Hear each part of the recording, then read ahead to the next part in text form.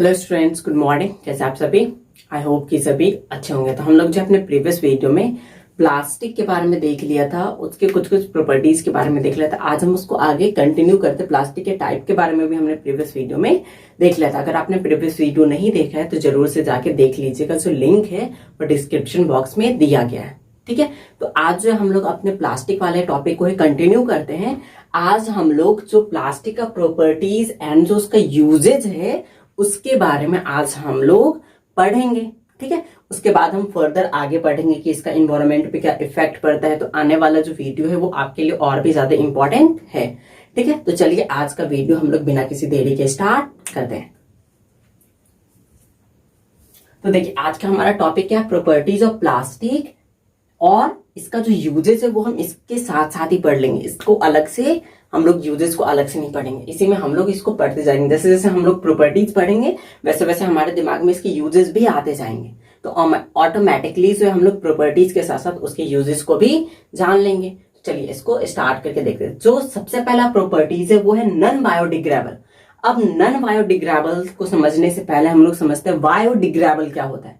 Biodegradable होता है means हमारे पास एक ऐसा ऑब्जेक्ट होता है जो हमारे एनवायरमेंट में पाए जाने वाले जो माइक्रो ऑर्गेनिज्म है उनके द्वारा वो डिस्ट्रॉय होता है। जो ऑब्जेक्ट माइक्रो ऑर्गेनिज्म के द्वारा डिस्ट्रॉय हो जाता है उसको बोलते हैं बायोडिग्रेडेबल। और जो डिस्ट्रॉय नहीं होते हैं उसको क्या बोलते हैं? Non biodegradable. जैसे कि प्लास्टिक्स हो गए, जो सिंथेटिक फाइबर हो गए, उन पे जो माइक्रो ऑर्गेनिज्म है उनका कोई खासा इफेक्ट नहीं पड़ता है, इस कारण से उनको नॉन बायोडिग्रेडेबल बोलते हैं। लेकिन जो हमारा नेचुरल फाइबर होता है, वुड वगैरह होता है, जो नेचुरल अकरिंग सब्सटेंसेस होता है, उस पे माइक्रो ऑर्गेनिज्म का इफेक्ट पड़ता है और माइक्रो ऑर्गेनिज्म के द्वारा उसको क्या कर दिया जाता है? डिकम्पोज कर दिया जाता है। तो जितने भी नेचुरल अकरिंग सब्सटेंसेस होंगे वो आ जाएगा हमारा बायोडिग्रेडेबल में। और जितने मैनमेड सब्सटेंसेस होंगे जो कि माइक्रो ऑर्गेनिज्म के द्वारा डिकम्पोज नहीं किया जा सकता है, डिस्ट्रॉय उसको नहीं किया जा सकता है, उसको बोलते हैं नॉन बायोडिग्रेडेबल। आई होप कि ये दोनों टर्म आपको अच्छे से समझ में आया होगा। तो देखिए, it is not decomposed bye micro organism. कोई बता नहीं कि जो माइक्रो ऑर्गेनिज्म से डिकम्पोज नहीं हो सकता उसको क्या बोलते हैं? Non biodegradable. जैसे कि प्लास्टिक्स हो गए, जो सिंथेटिक फाइबर हो गए वो। तो चूंकि इस पे जो है माइक्रो ऑर्गेनिज्म का इफेक्ट ही नहीं पड़ता है, इस कारण से जो फंगाई वगैरह होते हैं उनके भी इफेक्ट नहीं पड़ेंगे और ये लंबे ड्यूरेबल टाइम पीरियड तक ये बिना डिस्ट्रॉय हुए रह सकते हैं। इस कारण से प्लास्टिक का आज बहुत ही वाइड रेंज में यूज हम लोग करना शुरू कर चुके हैं। अब देखिए, इसका इफेक्ट भी हमको पता चलते जाएगा कि अभी डिस्ट्रॉय नहीं हो सकता, मतलब हमारे लिए एक सिरदर्द बन चुका है। इसको हम डिस्ट्रॉय नहीं कर सकते हैं। अगर हम इसको यूज करते गए तो आगे चल के जो हमको सिर्फ अर्थ पे प्लास्टिक ही प्लास्टिक नजर आने वाला है। ठीक है, तो यूजेस भी पता चल गया, इसका प्रॉपर्टीज भी पता चल गया, साथ ही साथ इसका जो डिसएडवांटेज है वो भी हम लोगों को पता चला। ठीक है, तो इसी तरीके से जो हमको स्मार्ट स्टडी करते हुए चलना है। ठीक है, एक लेक्चर 2-3 पॉइंट हमारा आसानी से कवर हो जाए। ठीक है, चलिए देखिए next, non conductive of heat and electricity. इसको अलग अलग पढ़ने से अच्छा कि हम इसको एक ही में पढ़ लेते हैं। ठीक है, तो non conductivity of heat and electricity. अब जो भी प्लास्टिक्स हैं वो ना ही हीट को सपोर्ट करते हैं ना ही इलेक्ट्रिसिटी को सपोर्ट करते हैं, फिर तो ये हमारे लिए अच्छे हुए। ठीक है, ये हमारे लिए अच्छे हैं, लेकिन ये बायोडिग्रेडेबल होते तो और भी ज्यादा अच्छा होता। ठीक है, देखिए, क्योंकि अब ये क्या करता है? हीट और इलेक्ट्रिसिटी को अपने सो के पासेस ही नहीं होने देता है। ये इसका हो गया एक प्रॉपर्टीज, जिसके कारण से इसका हम लोग जो है हैंडल के रूप में यूज करते हैं। किसके रूप में यूज करते हैं? हैंडल के रूप में। जैसे देखिए यहाँ पे दे भी रखा है इसका uses. So they are used to make covering of electric wire. Electric wire के ऊपर आप एक कवर देखते होंगे, वो प्लास्टिक का बना होता है। उसको जब आप फायर से जलाएंगे तो वो जो ना बर्न हो जाता है आसानी से। ठीक है, तो वो जो वो किसका बना होता है? प्लास्टिक का। साथ ही साथ जो handles of electrical appliance and kitchen utensils. Kitchen utensils जैसे प्रेशर कुकर या फिर जो हमारे पास कढ़ाई वगैरह होता है उसका जो हैंडल बना होता है, हाथ से पकड़ने वाला जो एरिया बना होता है उस पर प्लास्टिक लगा होता है। क्यों? क्योंकि जो बाकी का पोर्शन होता है वो हीट की कंडक्टिविटी के कारण से गर्म हो जाता है, लेकिन जो बचा हुआ वो जो प्लास्टिक कवरिंग एरिया रहता है वो अनहीटेड रहता है, इस कारण से उस ऑब्जेक्ट को हमको जो हमारा फ्लेम रहता है उससे नीचे उतारने में हेल्प हो जाता है। ठीक, इसी तरीके से जब हम इलेक्ट्रिकल अप्लायंस देखते हैं जिसमें आधा पोर्शन क्या होता है, लगभग पूरा का पूरा जो पोर्शन होता है उससे इलेक्ट्रिसिटी तो पासेस हो सकते हैं, लेकिन लास्ट का जो कुछ पोर्शन होता है उसमें हम लोग क्या कर देते हैं, प्लास्टिक का हैंडल वगैरह लगा देते हैं ताकि हम लोग उससे आसानी से वर्क कर पाए। क्योंकि प्लास्टिक क्या होता है, इलेक्ट्रिसिटी को कंडक्ट ही नहीं होने देता है। ठीक है, इसके यूजेस भी पता चल गए। अब देखिए लाइट वेट एंड ड्यूरेबिलिटी, हम लोग पढ़ते आ रहे हैं जब प्लास्टिक हमने शुरू किया था कि ये काफी हल्के होते हैं, चीप रेट के भी होते हैं और ये काफी लंबे समय तक चलते हैं। क्यों? क्योंकि ये बायोडिग्रेडेबल होते हैं, डिस्ट्रॉय ही नहीं होते हैं, ना ही इस पे जल्दी किसी केमिकल का असर पड़ता है। इस कारण से ये काफी लंबे टाइम तक यूज के लिए हम लोग इसको यूज करने लगे हैं। ठीक है, नेक्स्ट देखिए रिएक्टिव, इसको देख लेते पहले। It is used in making aircraft and spacecraft part. जो एयरक्राफ्ट और स्पेसक्राफ्ट का कुछ कुछ जो पार्ट है वो प्लास्टिक से बनाया जाता है। क्यों? क्योंकि ये लंबे समय तक चल भी जाता है और उसका जो वेट होता है वो भी ज्यादा नहीं होता है, क्योंकि अगर वेट ज्यादा हो जाएगा फिर प्रॉब्लम हो जाएगी। इस कारण से जो एयरक्राफ्ट और स्पेसक्राफ्ट होता है उसमें हम लोग इसके लाइट वेट के कारण से इसके बॉडी पार्ट के रूप बनाने में भी हम लोग इसका यूज करते हैं। ठीक है, and also use to make bucket, mugs, जो हम लोग अपने घर में यूज करते हैं, चेयर, टेबल, ठीक है, ग्लासेस, बॉटल्स, ये भी प्लास्टिक के ही बने होते हैं। क्यों? क्योंकि वो भी काफी लंबे टाइम तक चलते हैं, कितने ऊपर से गिर भी जाते हैं फिर भी कोई इफेक्ट नहीं। साथ ही साथ जो उसका वेट होता है वो भी बहुत कम होता है, हम उसको कहीं पे आसानी से लेके आ जा सकते हैं, कहीं पे भी। ठीक है, चलिए नेक्स्ट देखिए रिएक्टिविटी। नेक्स्ट क्या है? रिएक्टिविटी। हम लोगों ने क्या पढ़ा था, ये नॉन बायोडिग्रेडेबल है पहली बात, तो ये ऑक्सीडाइज्ड भी नहीं होगा फिर। ठीक है, ये ऑक्सीडाइज्ड भी नहीं होगा क्योंकि ये ऑक्सीजन जो हमारे एटमॉस्फेयर में पाया जाता है उससे ये रिएक्ट भी नहीं करेगा क्योंकि ये नॉन रिएक्टिव होता है। अगर ये भूल से कर भी लेता है, ठीक है, एक तो ये नॉर्मल कंडीशन पे करता ही नहीं है, अगर ये भूल से कर भी लेता है तो इस पे कोई खासा इफेक्ट नहीं पड़ता है।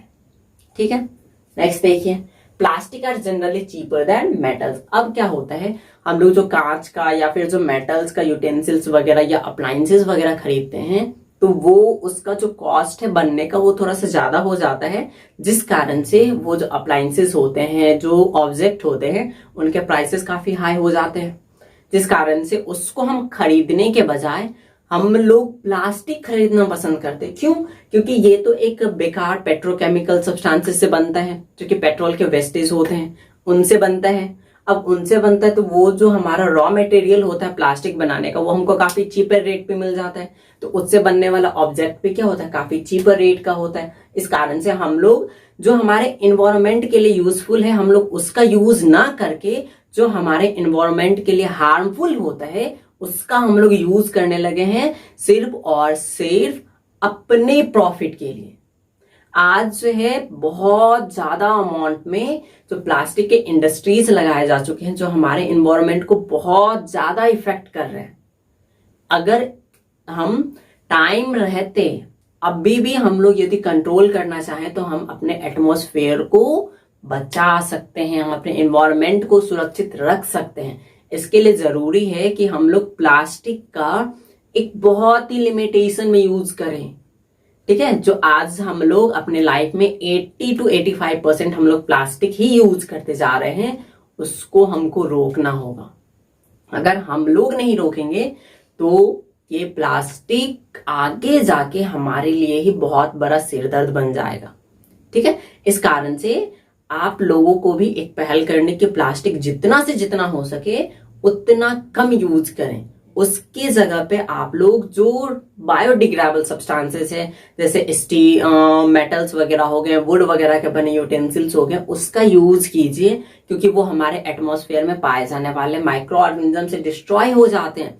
वो डिस्ट्रॉय हो जाते हैं तो हमारे इन्वायरमेंट पे इफेक्ट नहीं पड़ता है, उनको डिस्ट्रॉय करने का हमारा हेडेक नहीं रहता है। लेकिन प्लास्टिक आज के टाइम में इतना ज्यादा जमा हो चुका है कि वो जो है ना हमारे एटमॉस्फेयर के लिए खतरा बन चुका है।